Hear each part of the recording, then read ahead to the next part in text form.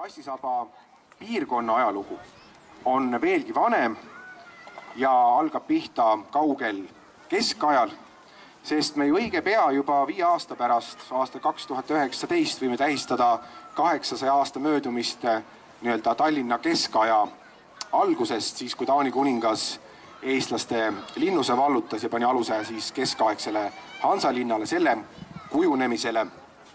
Ja tuletame meelde, et keskajal ja veel tükk aega hiljemgi, tegelikult kuni aastani 1878 lausa, oli Tallinn õiguslikult de jure 2 täiesti omaette linna.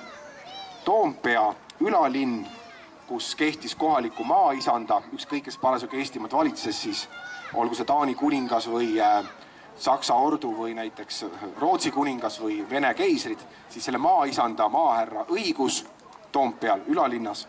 Ja siis teine linn, täiesti omaette linn, alllinn, vana Hansalinn, kus aastast 1248 siis kehtib Lübekilt saadud linnaõigus. Ja need 2 linna olid omal ajal niivõrd tõsistes tülides, et tegelikult see tänane Toompea ja linnavalitsuse vaheline tüli on väga pika ajalooga. Nii et keskajal ehitati kivist müür, mitte ainult ümber Tallinna vanalinna, vaid ka läbi vanalinna. Kui te lähete mööda pikka jalga alla, siis on seda kõrget müüri näha, et pidi ikka väga korralik tüli olema, et sellise müüri ehitus ette võeti. Ja nüüd nende mõlemal linnal olid siis ka valdused väljapool linnamüüri, nii-öelda linna saras ümber siis selle vanalinna oli ka nende 2 linna vahel ära jaotatud ja see tänane Kassisaba ala kuulus siis Toompeale, oli Toompea alllinn. Ja Taani kuninga ja siis pärast Jüriööd Saksa ordu päevil siine kant olid sellised ordule kuuluvad siis aiamaad, heinamaad, karjamaad, suhteliselt vähese hoonestusega. Nüüd Rootsi ajal, mis kestis ju Tallinnas 150 aastat, kuni siis Põhjasõjani 1710, tekib juba siia natuke tihedam hoonestus ja kui me vaatame Rootsi-aegset 1688 aasta linna plaani, siis on juba täiesti omal kohal Paldiski maantee, kus on selle piirkonna võib öelda kõige vanem hoonestus, aga me näeme ka juba siis Adamsoni tänava joont ja Wismari tänavat ja nende ääres siis ka vanimad hooned. Ja nagu vanade eeslinnade kurb saatus oli, siis sõdade ajal vanad eeslinnad rae käsul või siis maaisanda käsul põletati maha alati, et linna piiraval võõrväel ei oleks kuskil peatuda, kuskil saada peavarju. Ja siis Kassisaba Rootsi-aegne hoonestus 1710, kui Vene väed lähenevad Tallinnale, siis linn või vana eeslinn siis põletatakse maha. Aga nüüd algab üle 200 aasta kestev siis Vene aeg, alates aastast siis 1710 ja Kassisaba hoonestus taastub suhteliselt kiiresti ja niisugune olulisem murrang siinse piirkonna hoonestuse ajaloos on tegelikult 1870. aastad, sest 1870 jõuab Tallinnasse raudtee ja koos sellega siis ka avatakse Balti raudtee, mis ühendab siis, eks ole, toonast Revalit impeeriumi pealinna Peterburiga, siis koos raudteega jõuab ka Tallinnasse tööstusrevolutsioon. Tallinna elanike arv hakkab hüppeliselt kasvama ja koos sellega vajatakse ka siis kiiresti odavat üüripinda ja niimoodi ümber vanalinna siis 19. sajandi lõpp, 20. sajandi algus kujuneb selline puust eeslinnade pärg, mis ka suures osas on säilinud, et ka Kassisaba siis tänane kõige vanemad hooned jäävadki sinna 19. sajandi keskpaika. Aga see raudtee võimas vall, mida me ka vaatama läheme, lõikab tegelikult Kassisaba 2. Aga sellest räägime siis, kui me sinna Tehnika tänava äärt jõuame.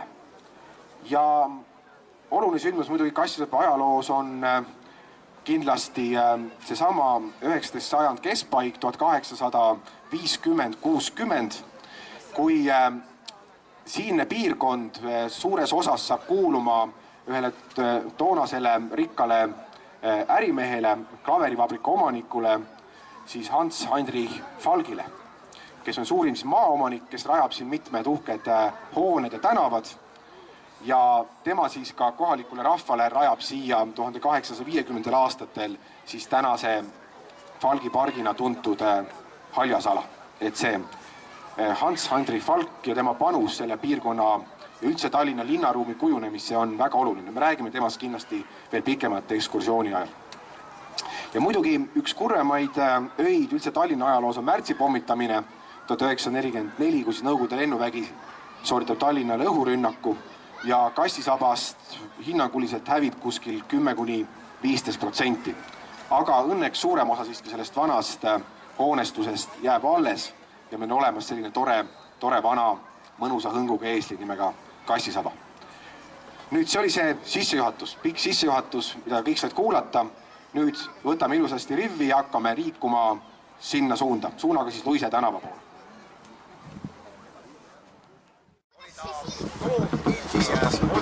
Toomkild oli siis toonane Toompea käsitööliste kutseühing, aga tema ka juhtis seda Toompea omavalitsust, sest toona veel 19. sajandi keskpaigas oli ju Toompea, nagu me rääkisime, omaette linn. Et alles 1878 need kaks linna saavad üheks omavalitsuseks. Ja toreda looga on siis tänane Falgi tee, mis on sündinud kihlveol. Nimelt see sama Falk aastal 1857 sõlmib siis kohaliku kuberneriga kihlveo, et ta raiub läbi selle Rootsi bastioni vallid ühe kuu jooksul tee. Ja see teine pool ütleb, see on täiesti välistatud, see on täiesti võimatu töö ja sünnibki kihlveo. Ja Falk saab sellega hakkama. Tema töölised siis rajavad kuu jooksul selle tänase Falgi tee ja kuna teine pool kaotab kihlveo, siis ta peab rajama komandandi tee, Falgi tee pikenduse. Et selline kihlveo sündinud siis täna. Nüüd, kui me oleksime siin Põhjasõja järgselt, ütleme täpselt 300 aasta eest, siis oleks see maastik muidugi totaalselt teistsugune. Et me seda Tallinna Rootsi ajal ja Vene aja alguses rajatud bastionite vööndit, muldkillustuste vööndit. Seda linnaruumi me näeme täna Nelli pargis. Et sarnane linnaruum, vallikraav, eks ole, suured muldkillustused, oli veel 150 aastast ümber Tallinna vanalinna. Sarnane maastik. Ja nüüd 19. keskpaik, samas Falk tegutseb, kaotab siis Tallinn kindluslinnana oma funktsiooni ja järk-järgult Tallinn kustutatakse kindluslinnade, Vene impeeriumi kindluslinnade nimekirjas. Ja need vanad siis vallikraavid aetakse kinni ja ka bastionid lükatakse tasaseks ja niimoodi kujuneb siis 19. sajandi keskpaik. Ümber Tallinna vanalinna need suured lagedad alad kujunevad siis puiesteed, kujuneb juba meile teada-tuntud linnaruum.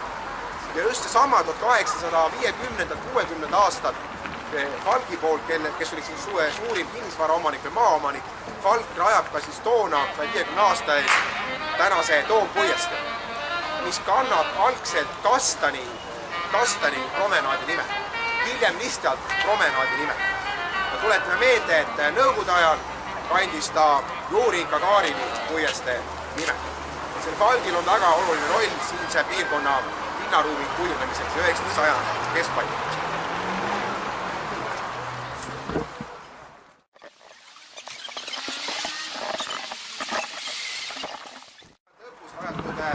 Maja, mis pole hetkel väga põnev teema. Aga nüüd jällegi üritagem ette kujutada linnaruumi siis, kui siin oli veel see bastionite vöönd. Seesama Toompuiest, eks ole, rajatud Falki poolt 50 aasta eest, tähistabki selle muldkillustuste vööndi nagu piiri. Et ütleme, mõnigi meetri sinnapoole jäigi juba siis Rootsi ajal rajatud vallikraav. Siinne maastik oli täiesti teistsugune. Kaarli kirik on ehitatud siis ühe sellise kolmnurkse siis muldkillustuse peale, mida tunti Wismari Raveliinina. Sama Wismari Raveliin on andnud ka Wismari tänavale nime. Tuletan meelde, et Wismari linn asub Põhja-Saksamaal Läänemere ääres ja toona Rootsi ajal kuulus ju Põhja-Saksamaa rootslastele. Sellest siis see Wismari nimi, mis anti sellele siis Wismari Raveliinile. Ümber selle kolmnurkse Raveliini muldkillustuse oli vallikraav. kujutage ette, kui Kaarli kirik asuks keset, ütleme nii-öelda saare peal. Nüüd Tõnismägi ja Toompea kõrgendamine. Muinasajal arvatavasti moodustasid ühe ühtlase kõrgendamine. Me täpselt ei tea, mis nime ta kandis muinasajal, aga arvatakse, et ta võis kanda Härjapea nime. Sealt tuleb ka siis läbi südalinna poolanud Härjapea ühe nimi, arvatavasti. Igatahes oli üks looduslik kõrgendi ja Tõnismägi oli keskajal looduslikult palju kõrgem. Tõnismäe nimi tuleb sellest, et seal asus keskajal Püha Antoniuse kaber, Antonius Tõnis. Ja nüüd see kõrgem Tõnismägi oli strateegiliselt Tallinnale väga ohtlik. Et alati, kui Vene väed linna piirasid või mõned muud võõrväed, siis oli see hea suurtükkidest tulistada linna. Ja nüüd, kui hakati Rootsi ajal rajama neid muldkindlustusi, siis kaevati Tõnismägi madalamaks. Et oleks et raskem suurtükkidest tulistada ja samal oli vaja ka suures koguses pinnast, et rajada Ingeri bastion, tänane Harjumägi ja Rootsi bastion, tänane siis Lindamägi. Mõtles oli meeletu kogus pinnast vaja. Osa muidugi saadi nende vallikraavide kaevamisest. Ja siis keskajal ka need kaks mäge nagu eraldatakse, eks ole, Toompea ja Tõnismägi. Tulete meelde, et Toompea on nime saanud ladina keeles Toomus, Issanda mägi, eks ole, Toomkirik, Issanda kirik. Ehk siis Antoniuse kaber. Ja nüüd Rootsi ajal rajatakse Tõnismäele ka esimene Kaarli kirik, mis saab oma nime Kaarli selle järgi, kuna seda kirikut toetas, kiriku ehitus, toonane Rootsi kuningas Karl 11. Ja tema auks hakkas rahvas seda kirikut siis kutsuma Kaarli kirikuks. Kui 1710 põletati need eeslinnad maha, põletati see Rootsi-aegne Tõnismäel asunud esimene Kaarli kirik. Nüüd 19. sajand hakatakse pidama plaani rajama siis uut Kaarli kirikut. Siin esialgu selline puust Kaarli hädakirik, niisugune ajutine ehitus. Ja nüüd samal hetkel, kui rajatakse seda Toompuiesteed 150 aasta eest, õige pea hakatakse rajama ka siis Kaarli puiesteed ja mõlemasse Kaarli puiestee otsa ehitatakse siis 2 Luteri kiriku hoonet. Jaani kirik ja Kaarli kirik saavad nurgakivi mõlemad samal aastal 1862, 150 aasta eest. Jaani kirikut natuke kiiremini ehitatakse, aga siis uus veneaegne Kaarli kirik avatakse või pühitsetakse sisse 1870. Samal aastal avatakse ka Balti jaam, mitu olulist sünd. Kaarli kiriku kinnistu kuulus jällegi selle samale Falkile. Tema annetas ka raha suures osas kiriku ehituseks. Jällegi selle väga otsene seos Falkiga. Ja selle ilusa historitsistliku neoromaani stiilis pühakoja arhitekt on siis Hippus. Sellised ilusamaid historitsismi näiteid Tallinnas ja õnneks elanud üle ka kõik hilisemad sõjad.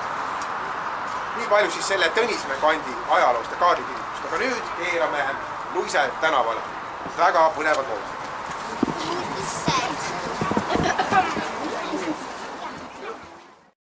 Stalinistlikust projektist kortermajas, milleks oleme muidugi fassaad jääb tänavapool ilus näide uhkest stalinistlikust arhitektuurist. Ajad, eks ole, pärast teist maailmasõda, aga see on ka märk sellest, et Luise tänava algus, need vanad noored, mis ka siin olid, rajatud 19. sajandi alguses, need põlesid märtsipommitaga sööd. Et see on Luise tänava kantis, on üks piirkond, mis sai enim suuri purustusi, kaasa arvatud põles siis vana merekooli hoone, mis tegelikult on algselt ehitatud aastal 1928 arhitekt Jakobi projekti järgi siis Saksa reaalkooliks. See oli kohalike baltisakslaste siis reaalkool. See reaalkooli pind on sellisem sinnapoole madal. Ja ilus funktsionistliku stiilis koolimaja arhitekt Jakobi projekti järgi põles siis märtsipommitud sööl, aga õnneks taastati siis Stalini ajal pärast sõda ja sai siis sinnapoole paremale stalinistliku stiilis juurde ehitada. Nõukogude ajal asus teatavasti siis kohalik perekool. Nüüd Luise tänava. Luise tänavale on selle nii-öelda algus jääb Rootsi aeg. Nimelt asus selle tänava keskpaigas, mida pärast ka möödunud, pärast näitan teile, Rootsi aja lõpus rajatud suvemõis.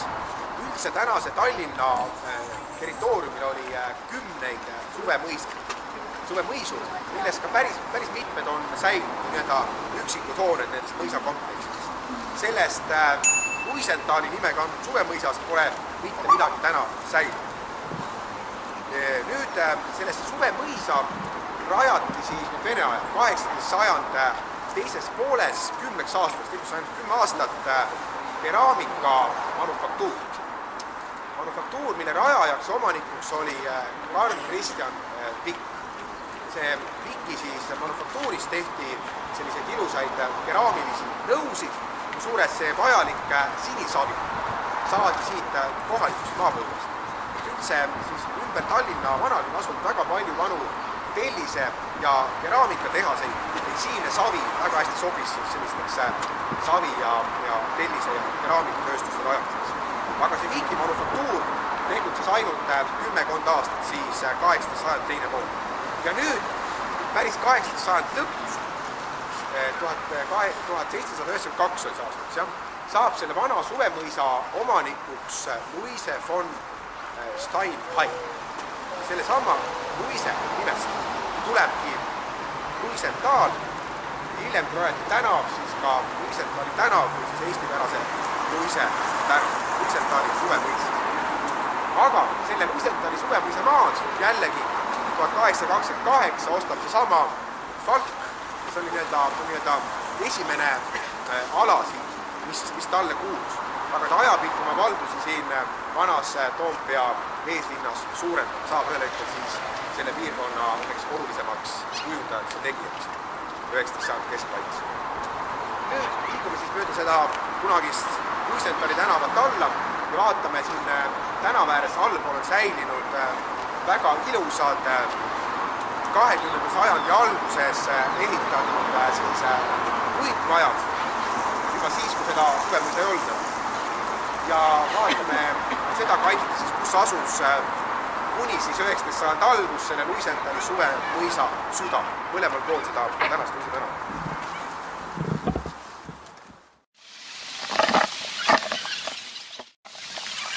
Vaatame vanu linnaplaane, siis Luisentali mõis jäi mõlemale poole tänast Luise tänavat. Sama piirkond, äärmiselt 50-100 meetrit.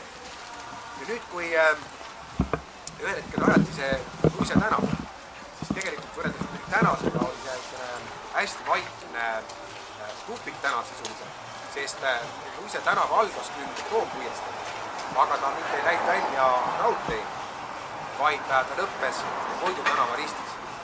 Kui me vaatame veel ka Eesti-aegset pilti, siis on mööda tänavat raudselt kõndida. Peaaegu mingisugust liiklust ei olnud. Aga ma keerasin ka soovi sellepärast, et siit avaneb ilus vaade kohalikule jalgpallistaadionile, mille ajalugu siin keset Kassisaba algab aastat 1934. Tegelikult toona siis Eesti ajal veeti plaan Kassisaba asum suures osas kokku lükata, vanad majast arust, puumajad ja taheti rajada uhked siis Pätsi-aegsed kivist kortermajad, nagu jõuti välja ehitada sõja alguseks siis Pärnu maantee, Roosiplatsi, Maarjast. Selline oleks võinud olla ka Kassisaba kant, kui oleks tulnud Nõukogude okupatsiooni ja teist maailmasõda. Aga nendest Eesti-aegsetest uutest kortermajadest jõuti mõned valmis ehitada. Me näeme paari sellist Koidu tänavas ja siinsamas, kui me lähme pärast edasi näete, vaadake, see on üks näide sellisest 30. aastate siis kortermajadest, milleks oleks võinud kogu see piirkond kujuneda. Ja toona siis Pätsi ajal aastal 34 ehitati ka siis keset seda Kassisaba Tallinna siis velodroom. See on algselt siis jalgpallistaadion, vaid kohalik velodroom.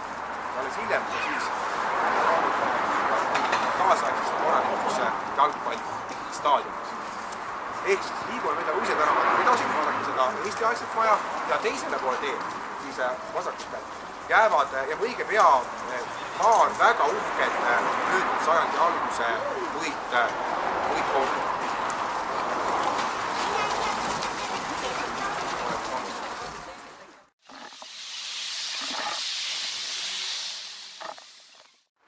Nüüd sellel joonel lõppes see Luisendali suvemõis. See mõisa ala ütleb see piirkond. Ja siiani jõuab välja nüüd siis Artur Kapi tänav. Kuna Helilooja Kapp elas selles tänaval, siis selle järgi valdavalt Eesti ajal hoonestud tänav siis oma nimega sai. Nüüd me jõuame siis õige pea sellesse Koidu tänava risti, kus siis kuni aastani 1984 tegelikult Luise tänav lõppes. Nüüd ma edasi.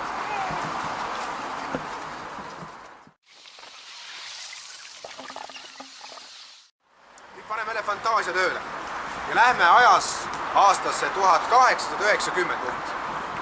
Ma ei tea, kui vana see puu on, aga ta võib olla päris vana. Oletame, et see puu oli toona olemas, ikka väike. Ja siin puu all võis istuda ja mõelda oma tuleviku peale üks tütarlaps, kes kandis nime Maria Under just. Et sellel kinnistul asus siis vana 18. sajand teises pooles ehitatud üks selle piirkonna muide vanimaid puitmaju, kus aastal 1883 sündis siis tütarlaps nimega Maria Under. Tema lapsepõlve kodu ja lapsepõlv möödus siin Koidu ja Luise tänava ristis. Toona oli see hästi vaikne piirkond, nagu me rääkisime, ehk selle joonel lõppes siis Luise tänav ära. Taga oli suhteliselt vähe hoonestatud piirkond ja alles siis 1984, alles nõukaaja lõpus raiuti siis Luise tänav raudtee Tehnika tänavani välja. Nüüd toona muidugi kandsid need tänavad hoopis teisi nime. Koidu tänav oli toona Allimanni tänav, saanud siis nime ühe kohaliku maaomaniku, majaomaniku ja restorani omaniku järgi. Sest üldse nendele kõige vanemad tänavanimed tulevadki tihti siis siinsete maa- ja majaomanike nimedest. Et siis Allimanni tänav ja Koidu tänav on ju tegelikult väga pikk tänav, ligi 2 kilomeetrit, eks ole, mis ühendab siis Pärnu maanteed ja Paldiski maanteed, saades alguse Paldiski maanteed. Ja mis ongi põnev, et kui täna on, ütleme, see Õise tänav ja eelkõige Endla tänav nagu eraldavad uue maailma ja Kassel asumine, kaks täiesti eraldi piirkonda, siis enne märtsipommitamist ja sinne piirkonda sai jälle kõvasti pihta. Enne seda märtsipommitamist ja nõukaaegselt läbimurret ja tänavate laiendamist oli see üks suur eeslinn. Tegelikult Kassisaba piirid on olnud palju laiem tänav. Täna, eks ole, on Kassisaba piiriks, eks ole, siis Endla tänav, Toompuieste, Paldiski maantee ja Tehnika tänav. Siis enne teist maailmasõda loeti ja kutsuti Kassisabaks ka suurt osa uuest maailmast kuni väike Ameerika tänav. Kogu see piirkond tegelikult oli Kassisaba. Ja eks alles siis nõukogude ajal on need tänavate laiendused, need kaks asumit üksteisest eraldavad. Et selline hoopis vaikne rahulik piirkond siis siin üpris toonase Kassisaba lõpus, kus siis Underi lapsepõlv möödus. Ja kahjuks tõepoolest aasta 84 see vana puumaja lammutati, kuigi muidugi oli teada, et Under on siin sündinud. Aga arvestades, eks ole, et ta põgenes pärast sõda Rootsi, siis ma arvan, ega nõukogude liidul polnud eriti kahju Underi sünnimaja lammutada. Ta oleks täna alles, eks ole, juba oleks saanud teha see Underi maja muuseumi näiteks, muud toredad. Aga jah, see maja on kahjuks läinud. Aga minu arust võiks selle kinnistule panna mingisuguse mälestustahvli. Ta üks nagu mõte Kassisaba seltsil, mismoodi kultuuriloos olulisi paiku tähistab. Ja see kinnistu kahtlemata on üks olulisemad, kuna Under on meie jaoks suur oluline. Nii palju siis Allimanni tänavast ja Luisendali suuremisest.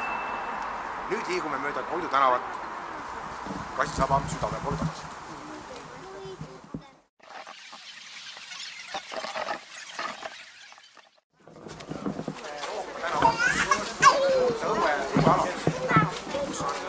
Jalakäijate eesliik, kus pole autoliiklus keelatud, aga võivad inimesed vabalt käia keset sõidul. Teisel mõte ka Kassisaba puhul.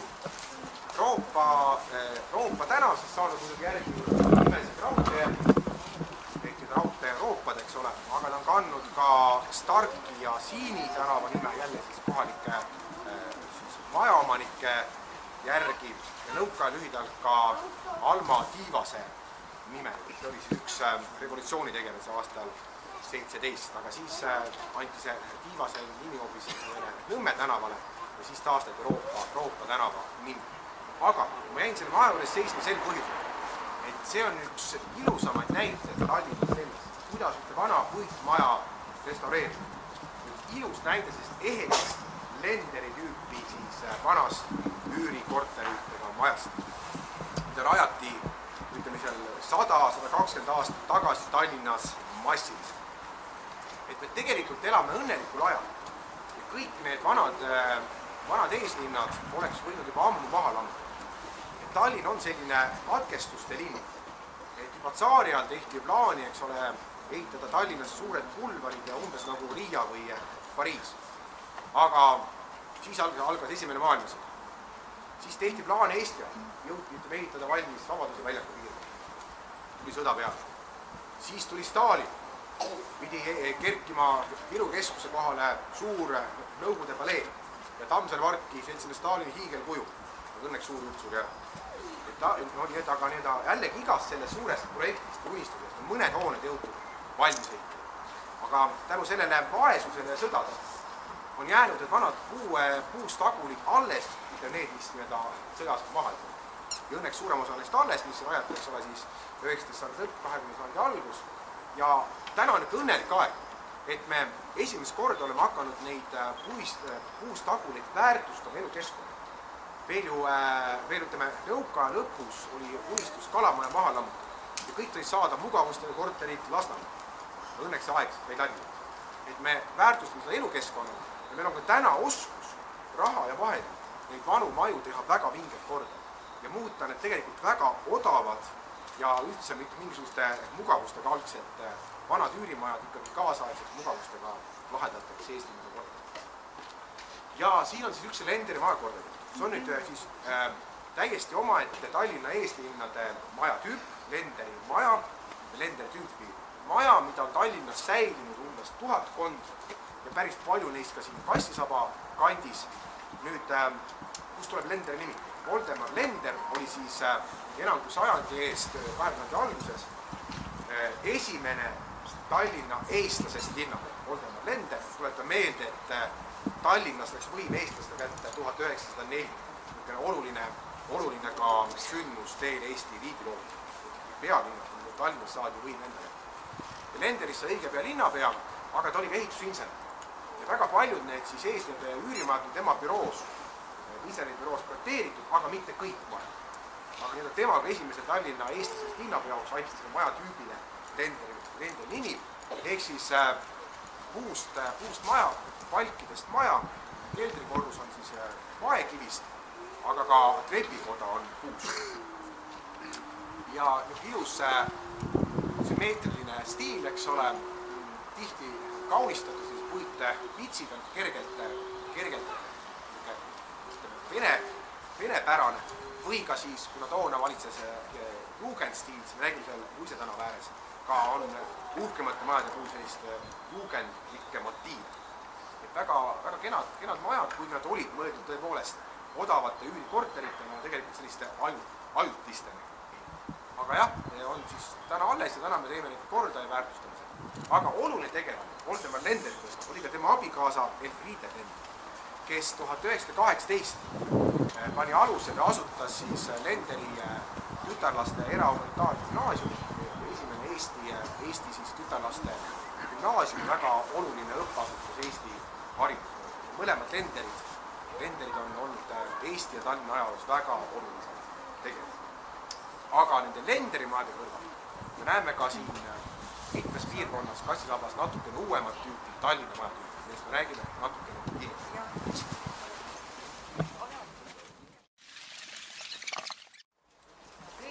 Tänav on saanud nime Eesti talupoja järgi.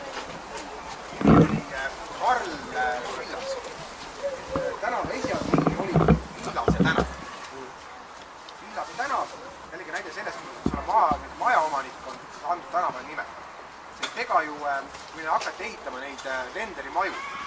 just see periood, eks ole, kui algas tööstusrevolutsioon ja algas kiire linnastumise aeg. Inimesed tulid, eks ole, maalt linna tööle suurtesse tehastesse ja väga palju eestlasi asus just toona 120-30 aasta eest elama siis Tallinnasse. Ja see oligi üks see põhjus, et miks 1904 oli eestlasi niivõrd palju Tallinnas, et oli võimalik siis Balti sakslastelt võim üle. Nüüd nõukaaja kandis Villardi tänav Laari tänava nime, aga mitte Mart Laari järgi, vaid Joosep Laar oli üks suure Isamaasõja kangelas. Kohe saame suure Isamaasõja võidust 70 aastat. Aga see on oluline. Meie keerame nüüd siis selle vanale siis villasel praegusele Villardi tänavale ja vaatame seda teist siinset vana siis eestlased majad.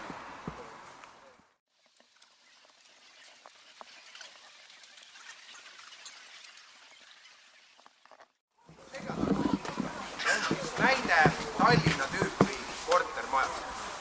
Neid lenderimaju rajati siis, eks ole, valdavalt tsaariaja viimastel kümnenditel, paarikümnendil enne esimest maailma ja veel sõja ajal. Siis juba Eesti ajal kujunes välja siis teine täiesti kohalik kortermaja tüüp, Tallinna tüüpi kortermajad, mis on natukene suuremad, natukene rohkemate mugavustega, suuremate ja kõrgemate korteritega. Ja nende massiline ehitusbuum oli 30. aastatel ja neid on Tallinna eeslinnades säilinud kuskil 500 ringi.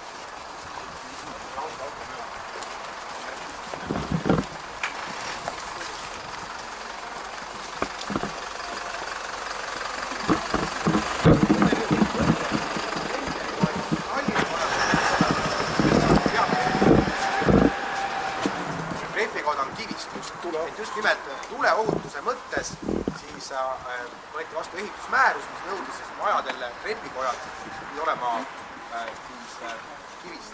Need majad on üldjuhul palkmajad, mõned on pandud peale laudis, aga mõned on, nagu siin on siis proofitud. Ja kuni 36. aastal võis Tallinna tüüpi maju ehitada 3 või isegi 4 korrust. Aga siis jällegi tuleohutuse mõttes piirati nende majade kõrgust 2 korrusega. Ja niimoodi siis Eesti aja lõpus 36-40 ehitatud majad muutuvad palju laiemaks, et saada see vajalik siis ehituspind kätte. Kusjuures need Tallinna tüüpi majade kõige esimene põlvkond, neid me näeme Kopli liinil juba tegelikult esimese maailmasõja ajal, kui rajati sinna Vene nagu Balti laevateed. Juba seal me näeme esimesi kivitrepikojaga maju. Ja siin ma leidsin, see oli vist Wismari tänaval, Aadamse tänaval, on niisugune põnev lenderimaja, kus on lenderimajaga kivitrepikoja. Et on ka niisugune kaks stiili kokku viistatud.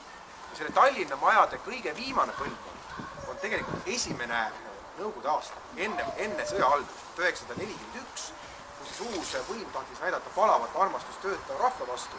Ja nii Sitkupilli kui Sitsimäele kui Pelgulini ehitati natukene lihtsamad Tallinna tüüpi majad, mida tunti siis rahvakorteriga. Näiteks Pelgulinna rahvakorteriga, siis neid kutsuti rahvasoos Belrako, Pelgulinna rahvakorteriga. Nendest on suurem osa just Pelgulinnas Ristiku tänava ääres saate neid maju näha. See on nagu niisugune viimane Tallinna majade põlvkond. Lõpeb siis sõjaga ka selle maja tüüpi. Neid siin alles 500.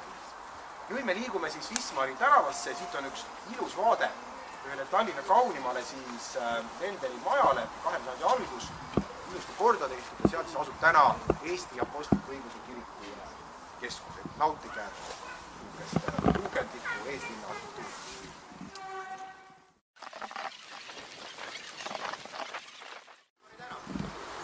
Saanud siis nimetatud mainisin juba Taani kiriku kandis asunud kuldkindlustuse Wismari Aveliini järgi. Wismar siis linn Põhja-Saksamaa kuulus toona rootslastele, kui nad kuldkindlustuse ajad. Nüüd, kuna seal tänases Wismari haiglas asus vanasti toomvaeste kool, siis seda tsaariajal, siis seda tänava vanem nimi on siis vaeste kooli muuseas. Nüüd siin vaestekoori uudise lõpus me näeme seda Tallinna majatüüpi jälle, aga just seda nüüd Eesti aja lõppu, kus oleks olema piirang peal 2 korrus ja maja näete muutub väga laiaks, et saada seda vajalikku ehituspiiri kätte. Teisel pool täna on 19. sajandi lõpp rajatud 2 vana puumaja, ilusasti korda tehtud. Ühes elab täna peaminister. Keegi mõnes osistas, et seal aias asus Eesti ajal kanepi kasvatus. Väga väärika piirkonnaga kant. Aga oluliselt on see, mis jääb sinna suur. Ehk see suur müür, Hiina müür nimega raudteevall. Et nagu mainitud, siis Balti raudtee avati 1870, siis Tallinnas raudteeühendus pealinna Peterburiga, aga koos sellega ka tööstusrevolutsioon. Järgmise 40 aastal kuni esimese maailmasõja rajatakse Tallinnas ridamisi suuri vabrikuid tehaseid, millest muide enamus Põhja-Tallinnas kokku pool saab muutuda tundmatust. Ja koos sellega siis hakkab kiire linnastumine. Kui 1870 elas Tallinnas Revalis umbes 30 000 inimest. Siis 1914, kui algab sõda, on see 116 000. Et enam kui 3 korda on linna rahvaarv kasvanud. Täna elab meil umbes sama palju 116 000 Lasnamäel suurimast linna. Tallinna oleks ole veel 4 korda kasvanud selle viimase 100 aastal. Ehk siis, eks ole, tulid eestlased vabrikutesse tööle maalt, tuli vaja massiliselt uusi kortermaju, millest me rääkisime, eks ole. Ja nüüd siis kerkib ümber vanalinna see võittagulite ilus pärg, mis on suures osas alles. Ja oluline, et need üürimajade piirkonnad ehitati võimalikult vabrikute lähedust. Sest toona 19. lõpp algus ei olnud veel ühistransport. Esimene bussiliin tuleb alles 1923. Ehk pidi ehitama võimalikult vabriku töökoha lähedale siis kortermaja. Ja nüüd see raudtee 1870. Väga, eks ole, kapitaalne ehitus, mis tegelikult lõikab jällegi kastisaba natuke lühemalt.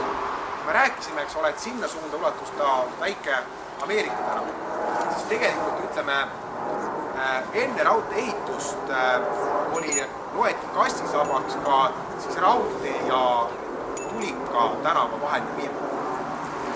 Siis lääne kastisaba käi teispoole raudteed ja täna me tunneme seda Lilleküla asumise ühe piirkond, kõige vanema piirkond. Tegelikult lõigati katki ka vana tänav. Seesama Wismari tänav ulatus üle raudtee ja Adamsoni tänava pikendus tegelikult täna on Madara tänav, mis tõpeb ju Valdiskala. Sama tänavajoon jätkub täna siis teistpidi raudtee. Et kastisaba on jäänud ajapikku väiksemaks. Nii palju siis sellest raudteest ja siin raudtee ääres me näemegi valdavalt neid Eesti-aegset Tallinna kortermaju. Teen seda ka. Nüüd me keerame, eks ole, Tehnika tänavas. Siis Tehnika tänav kandis enne teist maailmasõda raudtee tänav nimi. Aga kui Tallinn 1940 Tallinnaga liideti Nõmme, sest Tallinn tegelikult koosneb 3 linnast. Toompea, Vanlinnas ja Nõmme. Siis kõik olid kunagi eraldi linnad. Ja pärast Nõmme liitmist nõukaja alguses tekkisid topelt tänava nimed. Ja väga palju tänavnimed toona või pärast sõda nimetati ümber, et oleks topelt nimed. Ja kuna Nõmmel on raudtee tänav olemas, eks ole, läheb päris pikalt, siis oli olemas juba Tehnika tänav, mille ääres asub vana raudteepool, tänane transpordipool. Siis seda Tehnika tänava nime pikendati ka vanale raudtee tänava. Ja see raudtee tänav jäeti Nõmmele. Lähme siis vanale raudtee juurde.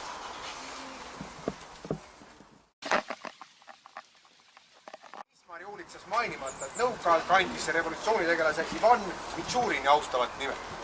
Aga nüüd oleme siis Amandus Adamsoni tänavas, mis on algselt kandnud Falkspargi ja lihtsalt Pargi tänava nime. See loomulikult see Falgi pargi ja Falgi auks. Aga siis nõukaajal sai ta kuulsa skulptori Adamsoni nime. Nüüd seal on üks ilus näide korda tehtud Tallinna majas. Näete, see on veel 3 korrusega ehk enne aastat 36. Ja see minu selja taga ongi see põnev näide, kus on nagu renderi maja. tunneb hästi ära nendest uhketest varikatustest ja väga põnevatest vanadest ustest. Ja samal ajal üldjoontes on Lenderi majad puust trepikojaga, siis siin on korralik paekivist trepikoda. Võib öelda niisugune näide siis sellest hilisema Tallinna ja varasema Lenderi maja kokku sulandumisest. Ega ikka peamine mõte oli ikka tuuleohutuse tagamine. Ega need majad ikka kergesti põlevad. Mugavus on peaaegu olematu. Aga meil on veel väga mitmed põnevad tänavad vaatama.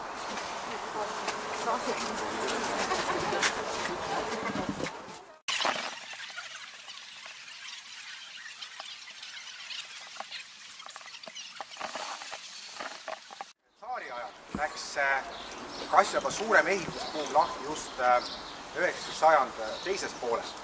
Siis siin Loode tänavas me tegelikult näemegi veel sealpool otsas seda niisugust 19. sajand lõppu toonast tänavaruumi. Niisugune kitsas tänav, madalad, valdavalt ühekordsed majad. Kõige vanemad kuumad on tihti ühe korrusega. Siin on selline natuke salapärane, natukene pime hämar 19. sajand tänava ruum veel säilinud. Üks nagu selle kandi siis vanimaid tänavaid, mis algselt kandis Nürnbergi nime, jällegi siin see majaomaniku järg. Nüüd selle Loode tänava siinpoolses otsas, jällegi üks Eesti lõpus selline laiem Tallinna maja. Kui me liigume edasi, siis tulevad siin jällegi kaks uhket Lenderi maja. Liigume.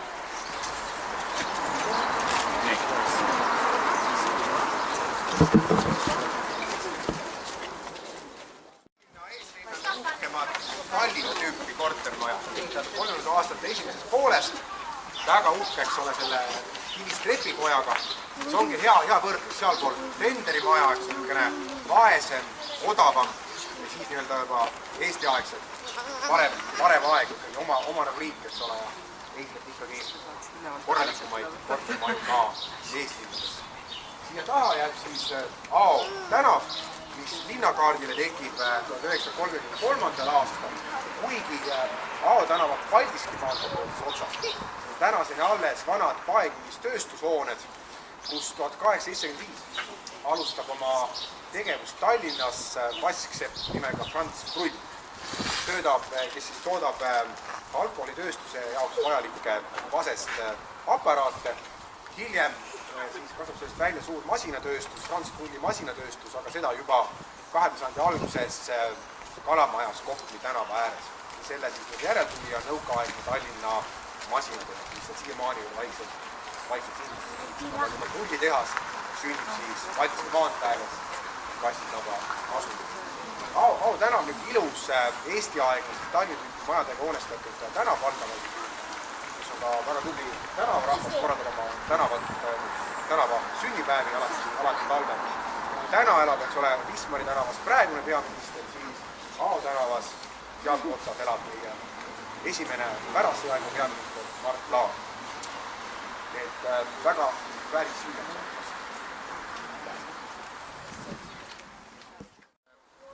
Vana haigla, tihti arvatakse, et see on ehitatud Pätsi ajal. Aga see on üks väheseid funkstiilis hoone. Nüüd hakati projekteerima vahetult pärast sõja lõppu 45-46, maja sai valmis aastal 49. Et see on Stalini aegne hoone, kuigi oma stiilil sobiks ilusasti aastasse 37 näiteks. Aga nüüd keerame põneva looga Loite tänast. Loide on gaasipulse päikese. Et mida päikesega seotud tänava. Selle vana hoonestus on suures osas hävinud, uued värsked majad valmis saanud, aga ta on jällegi säilitanud 19. sajand lõppu tänavaruumi. Siin on alles väga vana maja. On uued aknad, aga ma pakun, et selle puitmaja hoone kehand on pärit kuskilt 1850-60. Selgelt kõige vanem hoone tüüp, agumaja tüüp, mida me siit kastisabast leiame. Samade Lenderi majad on jäänud 40-50 aastat. Ja kohe me keerame uuesti Wismarisse korraks. Siis paremat kätt on veel paar seda väga vana, kõige vanemat tüüpi maja seal kandis. Vaatame ikka. maha ja tehti Lenderi maja. Siis tõmmati maha ka Lenderi maja, tehti hiljem Tallinna tüüpi maja. Et mida nagu jõukamaks perekond sai, seda uhkema maja ehitada. Aga siin on õnneks seda kõige vanemat kiistust säilinud üksikud hooned. Nii, aga meil on jäänud veel lõpus kord. Nimega Allimani tänav, siin see restorani omaniku järgi. Aga siin me näeme siis ühte ilusat Eesti aja lõpus rajatud funkstiilis kortermaja. Selle stiili üks uhkemaid näitleid siin kandis. Aga see on ka hea näide sellest, kuidas juba plaaniti Eesti aja lõpus seda uut siis Kassisaba täiesti uusi laiemaid tänavaid. Sest vaatad, eks ole, tõmmati tänav mingisugune peaaegu 10 meetrit laiemaks, eks ole. Ja pandi uus nagu tänavajoon. Ja nüüd seda uut tänavafronti jätkati Stalini ajal. Seda enam, et see Koidu tänava algus on õnnetu piirkond, mis siis põles märtsi pommitamises lagedaks. Tallinna ajaloo kõige õudsam öö, kus eks ole ühe ööga põles maha ligi pool toonast Tallinna elamispinda. Kujutage ette, kui praegu põleksid pooled Tallinna kodud peaaegu maha ühe ööga. Tegelikult millise see katastroof ikkagi ulatus oli. Kassisabas siis tõepoolest hävis kuskil 10-15% ja kõige enam sai kannatada siis just see Luise Endla kant, aga ka siis Koidu tänava algus, kuhu siis juba pärast seda Stalini ajal ehitati uued majad, mis aga ilusasti sellesse vana eeslinna miljöösse sobituvad minu arvates ja jätkavad seda juba siis Pätsi all kavandatud laiemat tänavajoont. See on hästi näha, kui kitsaste tänav oli ennem, mingi uus, peaaegu 3 korda laiem. Et selline oleks võinud olla Kassisaba, kui oleks Pätsi aeg kestnud kauem, mida poleks tulnud Nõukogude võimu. Aga läks nii, nagu läks.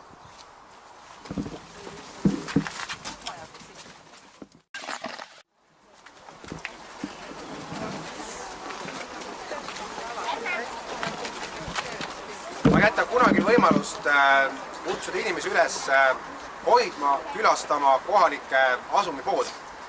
Et teil Kassisabas, siin on see meil pood alles. Kalamajas viimane vana pood ja keldripood suleti mõned aastad tagasi. Ja Pelgulinnas on veel selle piirkonna viimane pood alles Telliskivi tänavast, viimane ehtne keldripood. Aga Pelgulinnas õnneks on ka neid väikseid toidupoode, mis need asuvad hoonete esimesed korrused veel alles. Et käige ja külastage neid, siis need poed ka peavad vastu konkurentsis suurte kaubanduskeskustega. Minust on hästi hea näide, kuidas ühel asumil peab oma pood ikka olema. Nii, aga nüüd tuleb lõpus kord.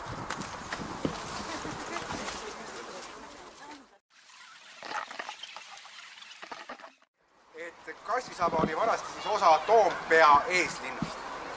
Ja sellel kinnistul rajas Rootsi kuninganna Kristiina aastal 1652 Toomhospitali, mis oli niisugune vaeste haigla.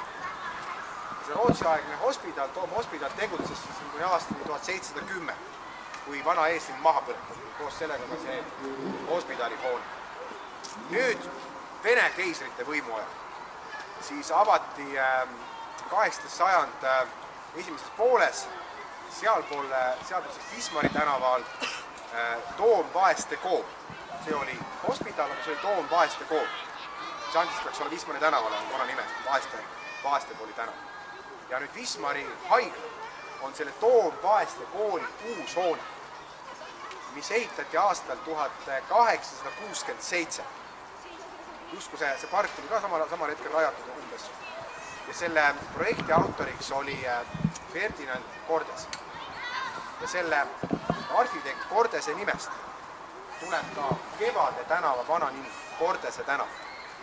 Ja ta kandis aastal 39. Cordese tänav, siis Kevade tänav. Meil on muidugi ülioluline lugu rääkida Eesti haridusest, mis oleks Kassisaba ilma Vestholmi gümnaasiumi. Vestholmi gümnaasiumi lugu algab tegelikult ilma Vestholmi. Aastal 1898 ja see algne kool asus Endla tänava ääres. Muide, Endla tänava vana nimi oli Üterkohvi tänav ja see sai oma nime selle järgi, et Mustamäe täe ristis asus vanasti Viti suvemõis, mis andis siis Enda tänavale tema vana nime. Enda oli siis omal ajal, eks ole, ka täna ju Kassisaba piiriks. Nii. Ja siis algne kool asus seal Elvi tänava ääres, Vitanovi tänava ääres, ja siis tuli sellesse kooli mõni aasta hiljem tööle noor meespedagoog, Jakob Vestholm, kes sai õige pea selle kooli direktoriks ja rajas juba täiesti oma uue siis poeglaste humanitaargümnaasiumi, mille siis vana õppehoone siin selle Kordese Kevade tänava ääres avati siis 1913. Tsaariaja lõpus nüüd ilus jugendlike elementidega koolimaja, siis ka täna Kevade 6 kinnistud on alles, täna on Tallinna kunstikool, laste kunstikool. Aga muidugi see kool, mida me kõik teame Wittmanni poistest, jäi kitsaks. Vestholmi kool on see niivõrd hinnatud õppeasutus. Nii et juba pärast vana Vestholmi surma võeti ette siis uue kaasaegse koolimaja projekteerimine, ehitus. 1939 pandi siis Vestholmi gümnaasiumi uuele õppehoonele ja koolimajale nurgakivi. Arhitektideks oli Herbert Johansson, toonane linnaarhitekt, ja Artur Jürvertson, kaks tuntud arhitekti. Aga see Eesti aja lõpus alanud ehitustegevus lõppes 40. aasta pöördumise suvel, nii et selle koolimaja avamise au jäi juba Nõukogude võimsele, kes muidugi kirjutasid selle enda arvele, et nemad tahavad seista rahva haridusest, kuigi see on puhas Eesti-aegne projekt. Ja muidugi toona tegemist oli poeglaste gümnaasium. Alles siis Nõukogude ajal muudeti need vanad poeglaste koolid sega keskkoolidest. Nii, head sõbrad, selline oli meie natuke pikemaks osutunud kassisõbamat. Ma tänan teid väga hea seltskonna eest ja ootan teid maikuus tutvuma Pelgulinna ja Kalamaja ajalooga. Aitäh veel kord, kõike paremat!